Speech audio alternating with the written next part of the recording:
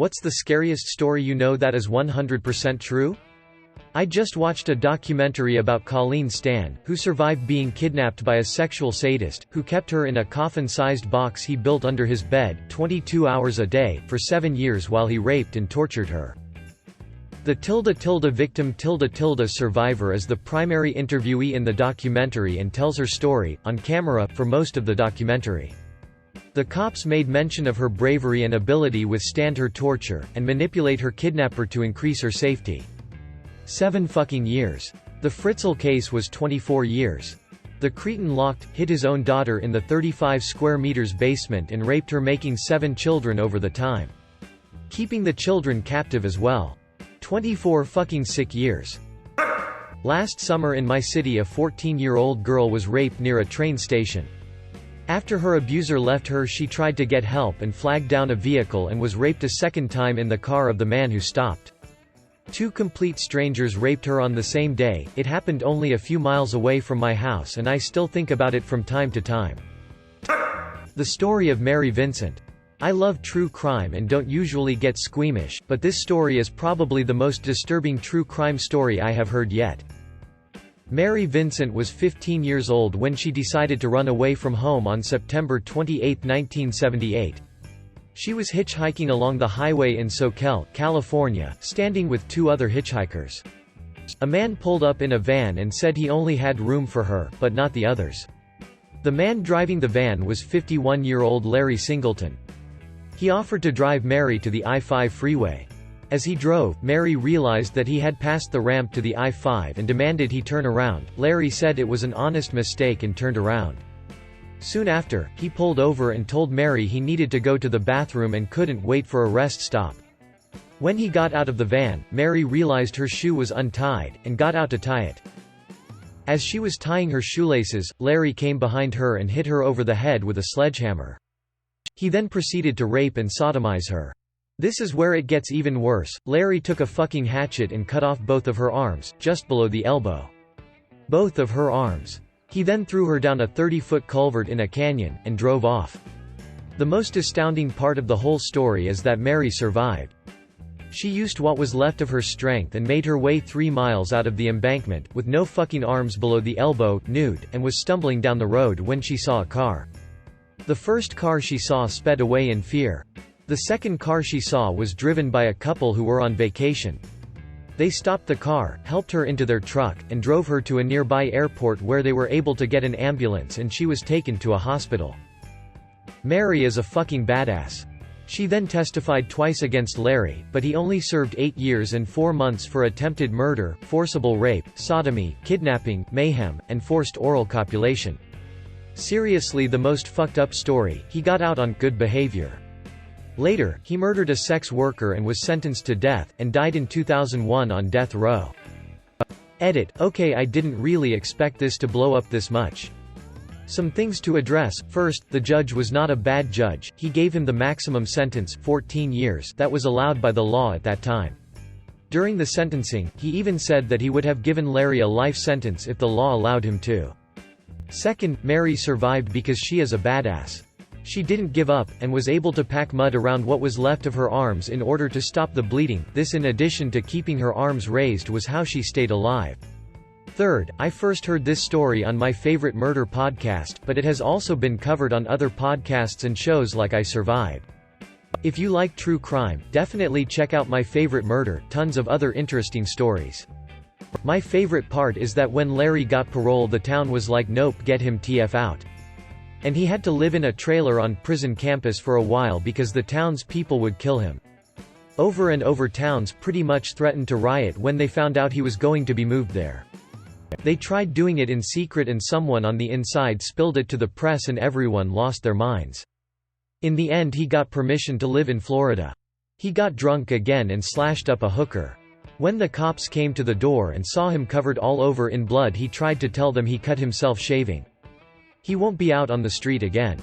Yeah, unfortunately she did die, which is just horrible considering he should never have been let out after what he did to Mary.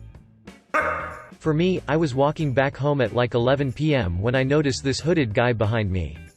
I do what I read somewhere you should do and took 3 right turns in a row to see if he was actually following me, and he was. I managed to gather all my courage and yelled at him, "What the fuck do you want?" with the most menacing tone I could muster, and he just turned around and left. Never heard of that 3 right turns in a row tip. I'll definitely add that to my repertoire. Glad that nothing came of it. I work at a pizza place in St. Louis called IMO's. About 10 years ago, there was a guy who was a manager at our store named Michael Devlin. He abducted 2 children in total but quickly got caught a few days after abducting the second child. The terrifying thing is that he had held the first child, who was 11 when abducted, captive for over 4 years and pretended that he was his son. The kid even went by the last name Devlin after the whole charade was over. He abducted the second kid by following a school bus to somewhere in buttfuck Missouri, somewhere where hardly anyone would be able to see him. When he pulled up in his truck, a kid in the back of the bus noticed how it was weird that there was a car in the area other than the usual ones he saw on most commutes. Next thing he knew, the kid they dropped off went missing, so he gave the police a description of it. A few days later, after reading the paper, my pizza shop owner, Mike, recognized the description and ended up filing a report on his own manager. Devlin is serving like 70 life sentences or some crazy shit. Also, I work with some people who worked with him. Most I've heard them say about him is that he was a dick. I live in STL too, and apparently the kid that recognized the truck was gifted one when he turned 16 because of how well he described it. Kinda morbid, but I wouldn't say no. Fatal familial insomnia. The whole story is batshit and perhaps the most terrifying Wikipedia rabbit hole I've ever gone down. Only a few families have this genetic disorder, IIRC, and once you develop it, that's it, you die an agonizing death from an inability to sleep. It starts off like regular insomnia, but progresses over a few years until you legit go insane and finally shut down. Nothing, not even the most potent drug, can induce sleep. Even when they tried to put them in comas, the brain remained completely active.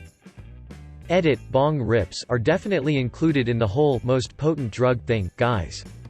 I'm sure the doctors and researchers have considered the efficacy of fat bong hits to combat the insomnia. The United States has lost 11 nuclear weapons. A plane carrying one fell off an aircraft carrier 80 miles off the coast of Japan. A bomber was carrying 2 over the Mediterranean Sea and was lost to a storm. A plane crashed over North Carolina and one was found in a tree and the other was 50 meters underground.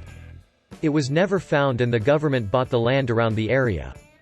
A plane crashed over Greenland and dropped 4, 3 were found but one buried itself in the ice. The worst is when a bomber crashed over Georgia and dropped a bomb into the Atlantic Ocean less than half a mile from the state. If that's not bad enough, Russia has also lost about 40. Edit 1. The nuke off the coast of Georgia is only 12 miles from the city of Savannah, which has a population of more than 146,000, so it's best it doesn't explode. Edit 2. In typical Reddit fashion, wow, this blew up, hopefully those bombs don't. There was a serial killer known as the weepy-voiced killer. He would kill people then call 911 from a payphone, crying and begging them to catch and stop him.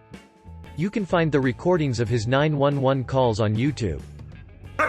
This is a hometown story that stayed with me. It happened literally right around the corner from where I grew up, maybe a 2-minute drive away. Judy Kirby murdered 6 children and 1 adult by intentionally driving the wrong way on a divided highway in an attempt to commit suicide. She had been hospitalized for depression, but had also just ended a relationship with her ex-husband's brother and was by some reports involved in drug trafficking and fearing an imminent arrest. She picked up her sister's son, who was celebrating his 10th birthday that day. She then loaded her 3 children into the car, supposedly to pick up a gift for the nephew.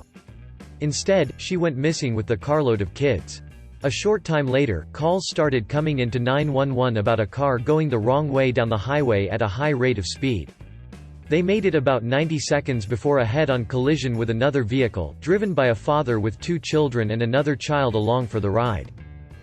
The crash annihilated both vehicles. The only survivors were Kirby herself, and the child who was along for the ride in the other car.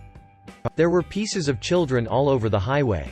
She was sentenced to 215 years in prison. I'm from the same area and was a young teenager when this happened. I had a biology class with the survivor a few years afterwards. He was a cool guy. Hometown friend was tripping on mushrooms and saw a couple going at it in the back seat of a neighbor's car. Went in for a closer look and noticed he was actually witnessing a murder. Next day the house was flooded with cop cars but never heard anything more of it. A relative of mine, distant, like 5th or 6th cousin I think, was a professional diver for an oil company. He would dive to check things below the surface at depths great enough to require mixed gas air tanks. He had a suit malfunction, and had to be kept in one of those pressure chambers to slowly let the gases out of his body. While he was breathing through a sealed face mask, someone changed the tank at the end out, and a safety device meant to keep the air from being pulled back from inside the chamber to the outside, failed and literally pulled his lungs and stomach out through his mouth, killing instantly. My mother has the news article somewhere. This was in the late 80s I think, and happened off the coast of Louisiana in the Gulf of Mexico. Edit, autocorrect fucking sucks. The story about David Parker Ray. Ray took her to his trailer and attached a dog collar and leash to Garrett. Garrett awoke, but blacked out several times during 2 days of torture and drugging. During this time, Ray noticed she was breathing and slashed her throat open. Thinking he had killed her, Ray dumped her on the side of the road near Caballo. She was later treated for her injuries at a local clinic. Neither her husband, nor police, believed her story. Her husband believed she had been cheating on him the night she was attacked. He filed for divorce, and Garrett relocated to Colorado. She was later interviewed on Cold Case Files about her ordeal. Why the fuck wouldn't they believe her? Like, yeah, let me just slit my own throat so I can pretend someone attacked me and cover the fact that I cheated on my husband. It's often found in areas that have a "this could never happen here" mentality. Even happens to people who are untrustworthy, such as prostitutes, drug dealers, minorities, etc. Serial rapist Mark O'Leary was caught in 2011 and charged with several raped. Now, none of these women's stories are particularly pretty, but there's one woman whose story takes the cake. In 2008, an 18-year-old woman went to police claiming she was raped. They didn't believe her and ended up charging her with filing a false report. She had to pay a fine, have a crime on her record, and get this, to stay in subsidized housing. They made her confess that she made the whole thing up. Her photo was later found among his belongings. I couldn't imagine dealing with all that rage. Like, I'm angry just reading about it. Not the scariest thing that I know about, but the scariest thing that ever happened to me. I worked at a pretty well-known record store in Los Angeles in the 90s. A guy in his early 20s used to come in and ask me about records a lot, and one day in conversation he let a weird detail about my life slip that I hadn't told him. My dad is not American. I brushed it off, thinking my coworkers has mentioned it to him since he was such a regular. About a week later I was driving home and my car broke down. It was incredibly hot and I had to walk several miles to get to a payphone, which was outside an elementary school. I called a cab and hung up the phone, and after sitting a moment, it started ringing, so I picked it up. The person on the other end said, "Bad luck about your car, talk to me until your ride gets there." Quote. I hung up the phone, but it was definitely that guy. He had to have followed me from home, trailed me from the car, called the school to ask for the payphone number, and found a way to call me at that number. There weren't really cell phones at that time, but there was a gas station and a grocery store across the street, so who knows. I immediately quit my job and moved back in with my parents within 48 hours. I went in to visit old friends from work a few months later and they told me the guy was arrested for kidnapping. FML. Maybe he sabotaged your car. Entirely possible. According to the mechanic, my oil plug was loose enough to dump oil. I'm not super car savvy, but my dad was scratching his head on that one. The guy who died in Nutty Putty Cave. He basically crawled into narrower and narrower passageways thinking it would eventually open up. He was trapped for many hours, unable to get a full breath. After he died, they decided it would be too difficult to get him out, so they closed the cave and left him in there. I can't think of anything worse than dealing with that kind of claustrophobia. Edited to include detail I forgot. He was trapped upside down. Oh, I have a personal experience for this kind of feeling. During some cave exploring or spelunking, don't know the difference between them, my family and some friends were in some deep caves, and as we were heading out, we found a slit about knee-high in the rock. Getting on your stomach, there was a tight squeeze you could get into and it led to a small crawl space in the rock, with quartz growing on the ceiling making a beautiful crystal ceiling display. We went in one by one, and if you were claustrophobic this place was your living nightmare. Most times you could feel the ceiling on your back and the floor on your stomach every time you took a breath. We went deep in and it was just incredible, like a small world tucked away within solid rock. I had made it as deep in as it could go, before the path waned to the left and covered with stalagmites and stalactites of sediment. Everyone was having a grand time when we started feeling some trickles of water on our backs. It turns out, it was raining outside, and with the way the crawl space dipped down before flattening out, this whole place would fill up with rainwater pretty damn quickly, with the only way for it to drain out was the way we came in. It started as trickles before it went into streams and began to pool up. Being the furthest away from the exit and you can only just crawl flat on your stomach with jagged crystal pointing down from the ceiling, I started to panic a bit. Everyone crawled out as fast as they could as the water kept coming in, the streams growing larger and larger. We left one at a time as fast as we could, but it wasn't fast enough. I could feel the water coming up to my chin as I crawled behind my brother.